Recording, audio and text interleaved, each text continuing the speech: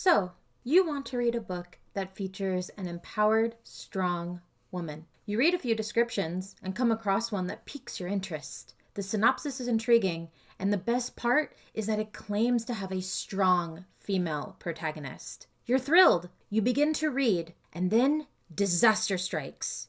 You're gobsmacked at the violent depiction on the page before you. The woman protagonist is in the thick of it. Sure, she might have needed some improvements before becoming the strong character you were promised, but surely this isn't what the author will do to get her there.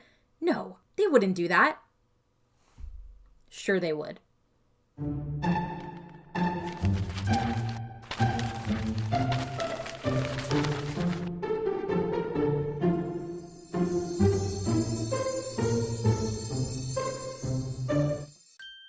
Merry meet my fellow bookish witches. Welcome to Witchy Reads, a place where we discuss books and other bookish things. Today I want to talk about a particular trope that I take issue with. When I say I hate this trope, let me be clear. I want this trope to die a fiery death. Of course, I am talking about the empowerment through violence trope. This is primarily targeted at female characters. Subtropes of this include grape as a backstory, the survivor, and sometimes the damsel in distress. I'm not talking about grape stories that sought to refocus the story on the victims of abuse and violence instead of the perpetrators. The violence in those novels serves a purpose to the plot, and I am okay with that. I'm aware of these novels, which are exceptions to the trope that I am about to talk about. I'm not here to talk about those books. Just want to make that clear. The empowerment with violence trope is primarily used against female characters. It also doesn't necessarily need to be always grape. There are many other types of violent acts that can be included in this trope, such as sexual abuse, domestic violence, forced pregnancy, forced miscarriage, or forced abortion. The crux of this trope is to take a weak woman and motivate her to become empowered, to become strong, to be taught a lesson, or to grow as a character. The end result is to have a woman who has only managed to become empowered or strong by a violent act, usually at the hands of a man. Had you broken in rough. And he got what he deserved. And I ask you, why? Now, in these stories, if there happens to be a separate male character from the one committing the violent act, they are there to be angry on the woman's behalf. And that is it. He gets to fulfill his fantasy of being her hero, avenging her, regardless of the woman's needs or desires. Staring at you. What the hell, Tuppin? It's fine, Lee. I got this. Oh, no.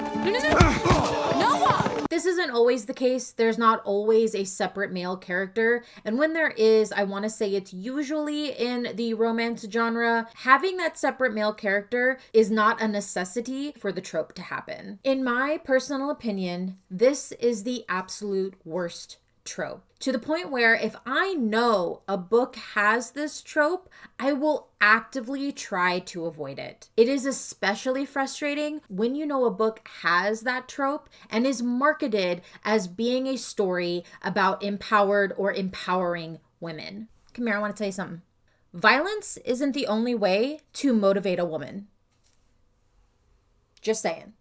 My feelings on this trope is that it needs to stop being the go-to option, especially in books that feature a woman main character or protagonist. Readers deserve better, and authors should be doing better. Towards the end of 2023, I read 2 books that were marketed as featuring empowered woman characters. What Wild Women Do by Karma Brown and Weyward by Emilia Hart. These books have some key plot similarities, namely the following of different women on different timelines, and being marketed as featuring women who are resilient and become empowered by the journeys that they take. These were the main reasons that I picked up these books. I wanted to read stories with empowered women, and the timeline thing was kind of a bonus. I really do like dual timelines. However, only one of these books delivered on the promise of empowered women without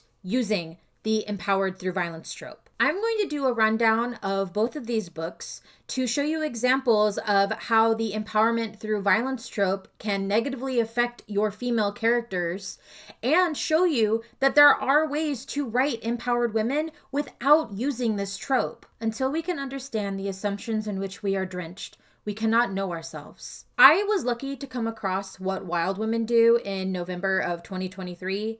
It came up as a suggested title when I was looking for books with strong female protagonists. It is a contemporary historical fiction mystery with 2 female protagonists. The story follows 2 women, one in her mid to late 20s living in the present time, and the other, an older, more lived woman living in 1975. Their paths kind of converge when the woman in the present, Rowan, uncovers the mystery of 1970s socialite turned feminist crusader Eddie Calloway's disappearance during a writing retreat vacation with her writer turned YouTuber fiance, Seth. Rowan is a struggling screenwriter who has had to uproot her life in Los Angeles after not being able to find a job as a writer. She and her boyfriend, Seth, move in with Rowan's parents on the other side of the country. To supplement their income, Seth begins a YouTube channel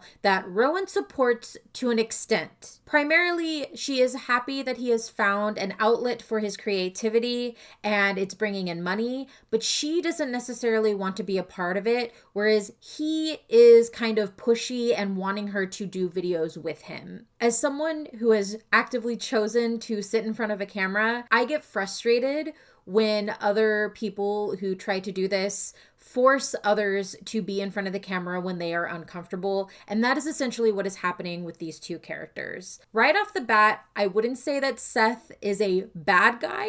He's not receptive to Rowan's boundaries when it comes to being on camera. So while they are living with Rowan's parents and struggling to get back to LA to be writers, Seth decides that's the perfect time to ask Rowan to marry him. Rowan says yes. Then Rowan plans a writer's retreat vacation in the hopes of getting their motivation back for writing.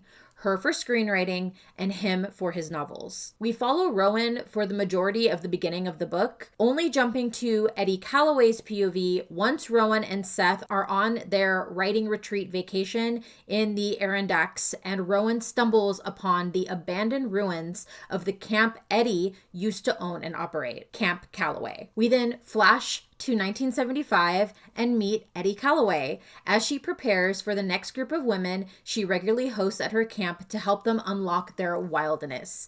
It's basically a retreat for women, and it is amazing. However, not everyone in the town is open to Eddie's feminist ways, causing harsh words, riffs, and full-on arguments that culminate in Eddie's sudden and unexplained disappearance. As Rowan approaches solving Eddie's disappearance, she discovers her own wildness, unlocking her ambition and hopes for her future. While many readers have stated that this book isn't fast-paced or a particularly interesting read, I would have to disagree. I listened to the audiobook, which has been argued as the best way to read this book, and I'm not going to disagree. I think the audiobook was an excellent way to take in this book. Carissa Vacker and Hillary Huber are the 2 voice actors who read the book for both the characters of Rowan and Eddie Calloway, and both did a phenomenal job bringing those characters to life. In addition to that, I really enjoyed Rowan and Eddie as characters. Though of the 2, I did prefer Eddie ever so slightly over Rowan. I might have a bias towards older bisexual women who are at the point in their life where they just know who they are, and that is Eddie to a T. This isn't meant to be a dig at Rowan. The beauty of that character is that we see her in a younger stage of life, and we know that she still needs to grow, both as an adult and as a strong woman. It did take me a little bit of time to warm up to Rowan as a character. There is still a hint of naivete that thankfully slowly she seems to grow out of as the story progresses. I thought the obstacles that both women faced were well crafted and made sense in how they grew throughout the story. For Rowan, it's finding herself through her own writing versus doing the YouTube channel with her fiance, Seth. And part of that is uncovering the mystery of Camp Calloway and Eddie's disappearance. For Eddie, it's living through her grief at the loss of her teenage son and finding herself outside of high society while helping other women do the same. More than anything,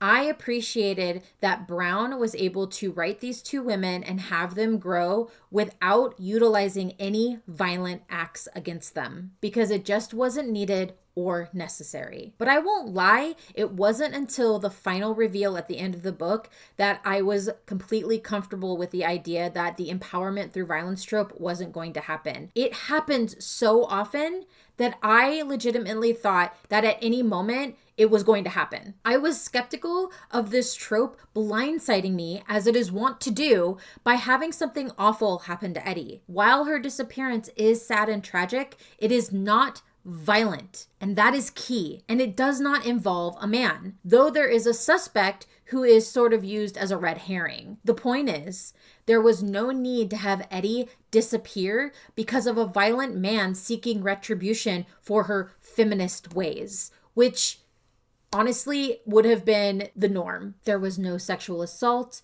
there was no rape, there was no murder. What happened to Eddie was ultimately an accident exacerbated by not communicating to others where she was going when she went off alone into the forest. While I was sad for the character, I also felt relief. So often, this is not how the story would go. Most stories would have the man who has been set up as the suspect, or even a completely different man, turn out to be Eddie's killer, leaving a gruesome story in his wake. We would see the years leading up to the murder as ones where Eddie had to combat men to defend her lifestyle. And while we do learn about how Eddie came to leave high society after the death of her son and start her camp, the story very rarely, if at all, depicts any intense conflict with men. Eddie's conflict comes more from society in general and discovering who she is as her own person and as a woman. All this to say, a woman doesn't need a man to cause those changes or influence them. We never thought of ourselves as witches, my mother and I, for this was a word invented by men, a word that brings power to those who speak it, not those it describes, a word that builds gallows and pyres, turns breathing women into corpses. I get what is trying to be said here, but as a witch, I respectfully disagree. After finishing What Wild Women Do, I immediately jumped into Weyward by Emilia Hart. I wanted to continue the feeling that I got from What Wild Women Do, especially since there were so many plot similarities. I thought it would be a nice transition into a similar book. This was quickly proven to not be the case. Published in February of 2023, Weyward is a historical fiction fantasy with elements of magical realism. Like What Wild Women Do, Weyward follows different women on different timelines. Two key differences to the plot are that in this story, there are 3 timelines instead of 2, and all 3 women are part of the same family. So it's a generational thing. The most recent timeline is in 2019, following the character Kate. Kate is escaping an abusive relationship because she recently discovered she is pregnant with her abusive husband's baby. We learn that there is a lot of back and forth when it comes to their relationship. She contemplates leaving, but ultimately stays. She always ends up going back. The only thing that is different now is that she has discovered she is pregnant. Based on the text, should not have been a surprise for her. This has been a goal of her abusive husband for a while. We learn that Kate has inherited an old cottage from her great aunts, Violet, and has managed to keep that information from her abusive husband. This is where she decides to run to and escape, to start anew, and begins looking into her wayward family on her grandfather's side to learn more about her mysterious great aunt. The second timeline takes place in 1942, following a young 16-year-old Violet. Yes, The same Violet who is Kate's great aunt. She is adventurous and dreams of working in nature and doesn't think of being a lady of society or marrying as would be required of her. Most of her days are spent fighting off her brother and father who seem determined to dim her shine, be it through abusive language or just straight up physical abuse. Violet has always felt different. She has a way with nature almost as if she can speak to it directly and it understands her. And a big part of what she wants to do now is she wants to learn more about her late mother, who she has been told died giving birth to her younger brother. We also soon learn that her mother may have had magical powers. The last timeline takes place in 1619 following Alta. She is on trial for murder and witchcraft for the death of her childhood friend's husband. It is quickly revealed that not only does Alta have the power to manipulate the natural world around her, but she also more than likely did in fact murder her friend's husband because she discovered he was abusing her. There are also strong implications that Alta is in love with her childhood friend, which may have added to her wanting to save her from her husband. We follow Alta as she recounts what led to her being arrested, imprisoned, and put on trial. And from this brief description alone, we have a whole host of triggers.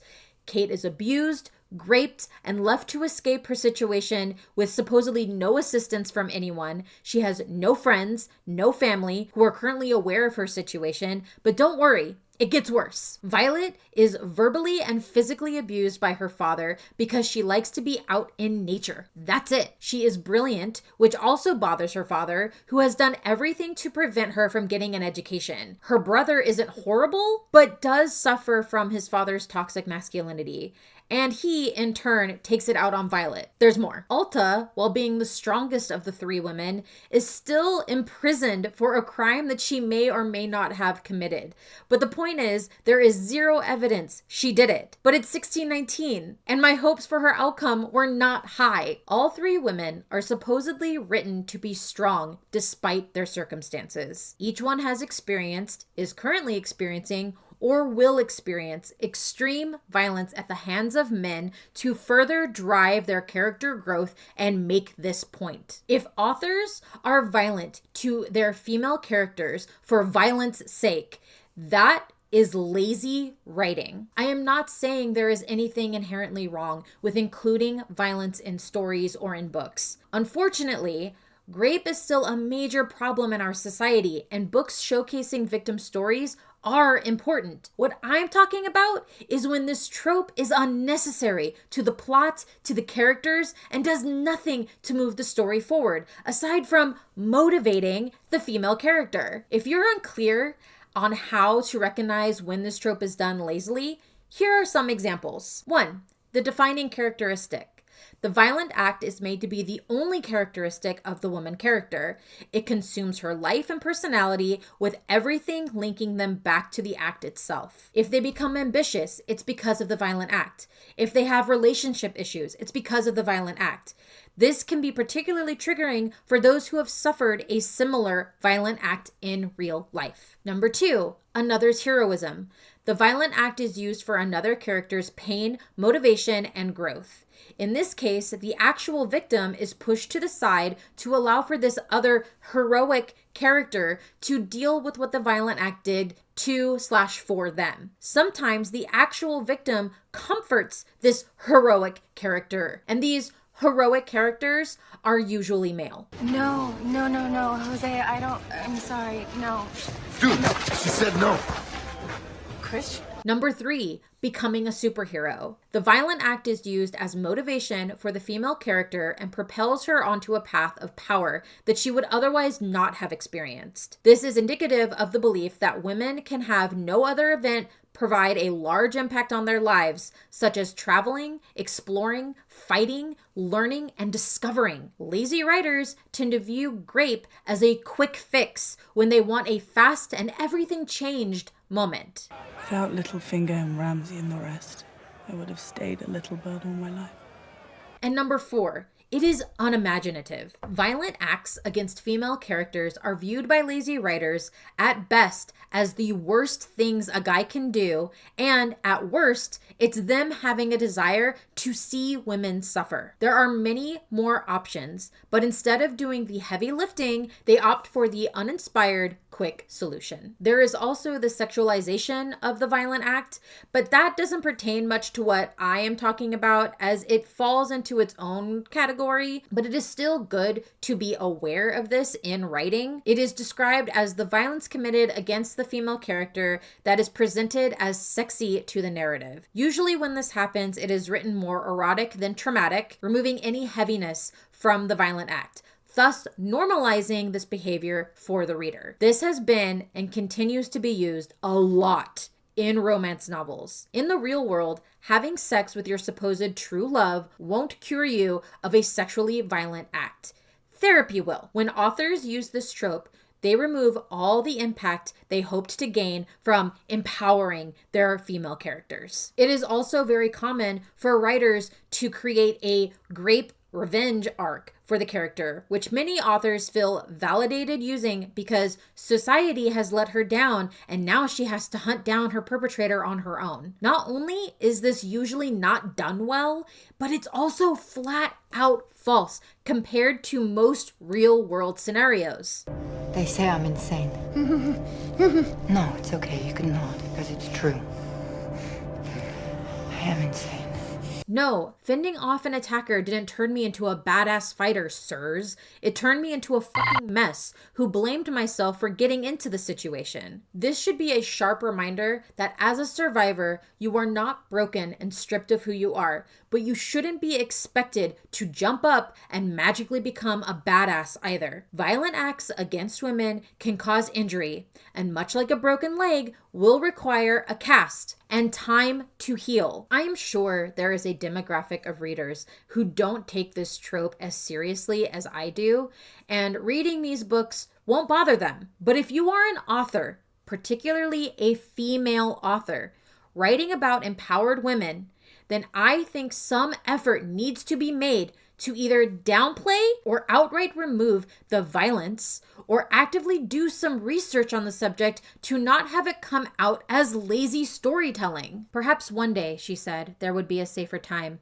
when women could walk the earth shining bright with power and yet live. Now that I've gone over what to look for when it comes to this trope, let's continue discussing Weyward. We catch up with Kate as she is settling into her new home, the cottage once owned by her great aunt Violet. She ultimately decides to continue her pregnancy, but not before she is harshly judged by a nurse and a doctor for even considering her options. Reminder, this character was raped multiple times by her abusive husband and is now feeling guilty about considering her options, which she is allowed to do. She can't handle this judgment, so in a way, she forces herself to like the idea of being a single mother. While in this small town where her great aunt used to live, she begins looking into her family history and discovers that she is related to the duke that lives in the estate nearby. She goes to visit him and discovers that this man has been cursed for reasons not made clear yet, though it is obvious in the text that her aunt is the one who cursed him. After nearly 9 months of being free, she makes a mistake that to me rang absolutely ridiculous based on everything that this character has been through. And because of this mistake, it allows her abusive husband to track her down. He arrives ready to kill her for leaving him, but she has harnessed the powers of nature passed down to her through the women in her family and uses them to attack him. He flees with some injuries, and we are made to believe that this is it.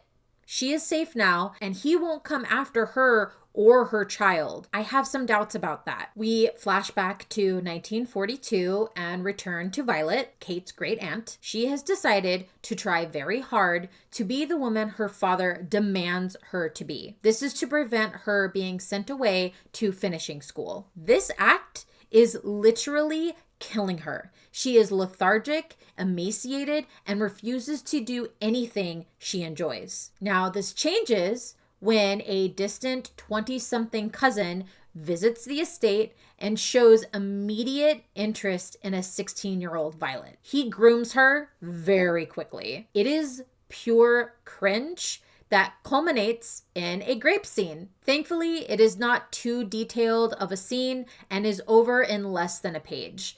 For that, I am somewhat grateful. This assault results in an unwanted pregnancy that Violet, of course, is immediately blamed for. Her father banishes her to the old cottage once lived in and still owned by the dead mother she never knew. She is to stay there until arrangements can be made for her to marry her rapist. While in the cottage, she discovers more information about her mother, about the powers that she had to control nature, and embraces them to end her pregnancy. This is all to escape the arranged marriage to her rapist. She denounces her family, aside from her brother, who finally begins to have a change of heart and rejects his title to defend Violet. The rapist cousin will inherit everything. Thanks, I hate it. I think it would be best if you left now, father, said Violet softly. After all, as you said, I'm my mother's daughter. Violet soon learns that in ending her pregnancy, she ended her only chance to have a daughter who will inherit her abilities because Weywards always have a daughter first who will receive the powers. Violet curses her rapist with never-ending locust until she dies. This is the man that Kate saw living in the estate in present time. She also ensures that when she does die, everything is inherited by her great niece Kate, whom she believes has the capacity to harness the Weyward magic. Going all the way back to 1619, we meet back up with Altha. Her days consist of her being on trial for murder and witchcraft, while her nights show her locked up in a freezing dungeon alone with her thoughts. While a prisoner in the dungeon, she is sexually assaulted multiple times under the guise of health checks and then to search for a witch's mark. She is then made to strip off all her clothes again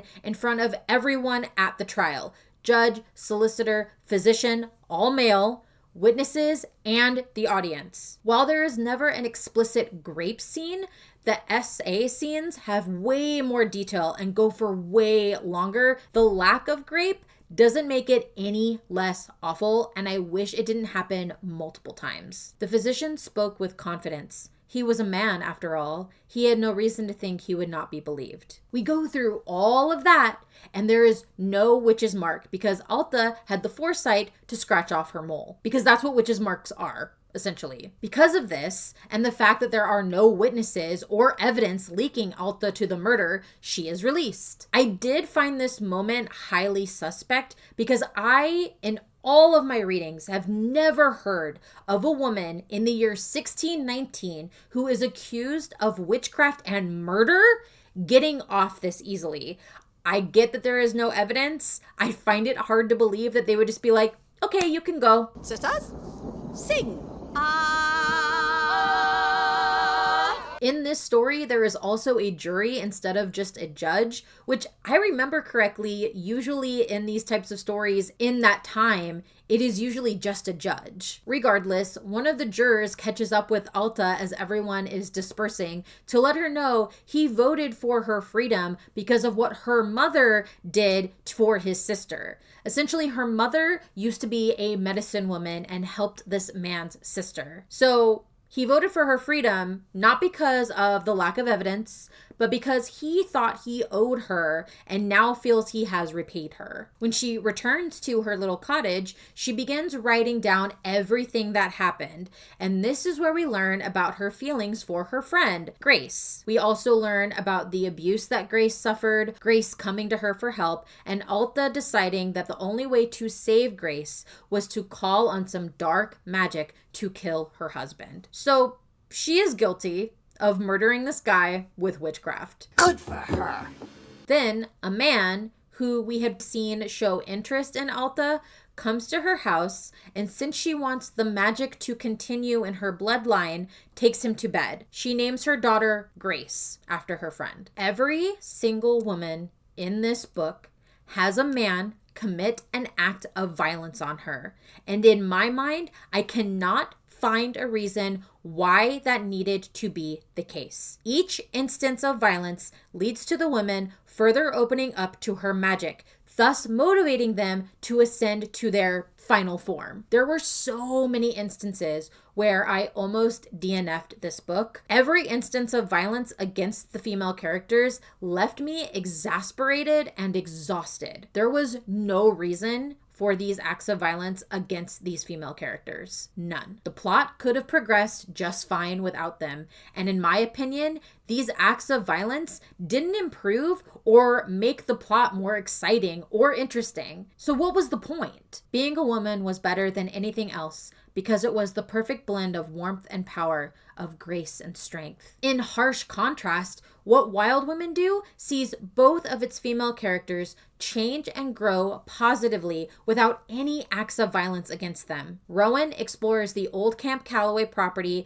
previously operated by Eddie Calloway, following various clues in the hopes of coming up with a new story for a screenplay, since her previous one didn't get picked up. But surprise, Rowan's fiance, Seth, has a secret. Rowan's script, her previous one, actually did get picked up, but because Seth was scared of Rowan surpassing him successfully, he hid the email. Oh boy, we've got a live one. I do not like this man, and the bare minimum is that he didn't do anything violent to Rowan. While this is a major red flag, and I do not think this is a healthy dynamic, it is not technically an act of violence. It is an act of sabotage that, thankfully, he ultimately fails at. After Rowan discovers what Seth did, she needs some time, so she goes hiking and finds Eddie's body deep in the forest. She almost suffers a fatal accident, but manages to save herself. Along with Eddie's body, she finds the hidden treasure that Eddie had hidden. It's a sealed 10 box. Seth ultimately has to help her retrieve the 10 box, and as such declares that it is much his as it is hers.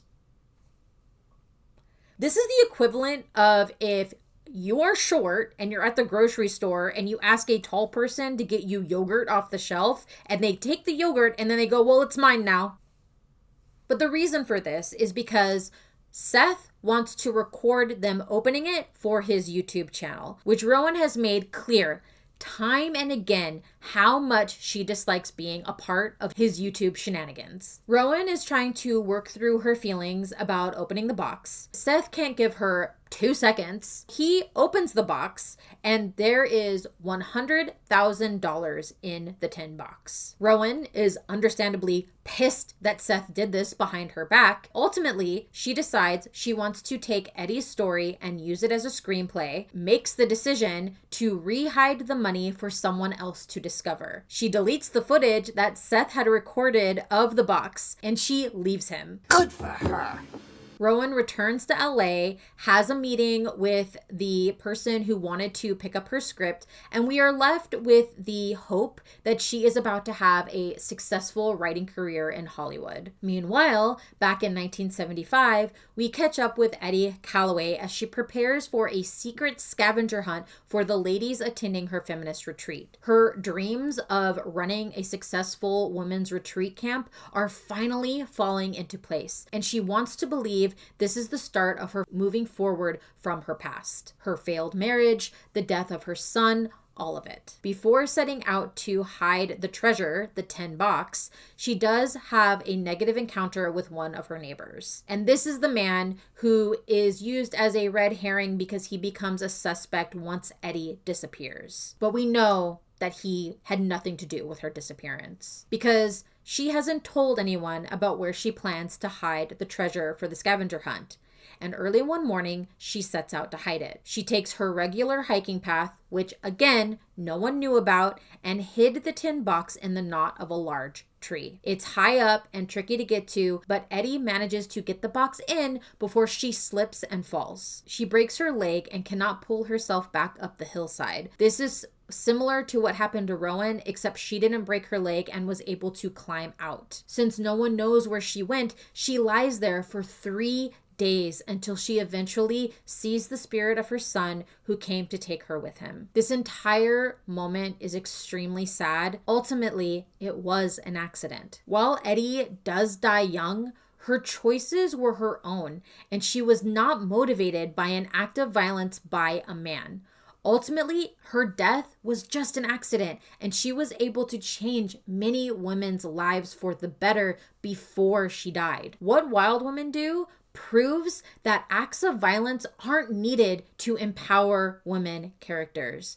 There are so many other options, and the fact that authors, both men and women, continue to use violence as a plot device to empower their female characters is completely outdated and needs to be changed. There is more to a woman's story than what a violent man can enact onto her. There is more to women than having their bodily autonomy stripped away for sport to prove how much of a badass she is without it. When we give credit to the men perpetrating these violent acts against female characters because the author believes this makes them heroes or survivors, all that is doing is robbing the characters and real women of their agency. Worse yet, it then turns around and gives credit to the perpetrators. I've said it once, I'll say it again. I feel like this trope needs to die a fiery death. If your story requires a violent act, fine, but actually put some thought, research, and empathy into how you are going to incorporate that into your story. I truly believe that What Wild Women Do is a perfect example of showing the empowerment of women through their own choices and actions. They find and gain strength through themselves, even leaving the men in their lives to pursue this. Violence was never needed for their story. Weyward, however, shows how lazy this trope is. If not included with some modicum of care, you are doing the characters, the story, and real-world women a disservice. It is the inability to consider women's complexity, drive, and intelligence that allows for this trope to be misused. I rated What Wild Women Do by Karma Brown 5 out of 5 stars. Not only could I empathize with the characters in a more realistic and profound way, but this book also makes you feel one with nature, which I thought was fantastic. Carissa Vacker and Hilary Huber both did an amazing job reading for the audiobook. And if you are interested in picking up this book, I highly recommend listening to the audiobook. I rated Weyward by Emilia Hart 2 stars out of 5. The only good things about this book were the magic and the nature vibes I got from it. The characters, their motivations, and the violence enacted upon them for no reason were disappointing. Nobody is perfect, and I realize that authors will write what they want, but can we at least make a concerted effort not to use this trope? Thank you for going on that roller coaster of emotions with me. If you have any further thoughts on this trope or have any recommendations for books about women by women that don't use this trope, please leave your comments and recommendations down below. I would love to hear from others regarding this topic, and I would love to receive some genuinely good women empowerment book recommendations. If you enjoy my videos and would like to help my channel, the best way to do that right now is to like this video, subscribe to my channel, and share any videos that you particularly like. It really is a huge help, and I really appreciate it. Until our next chapter together, merry part and blessed be.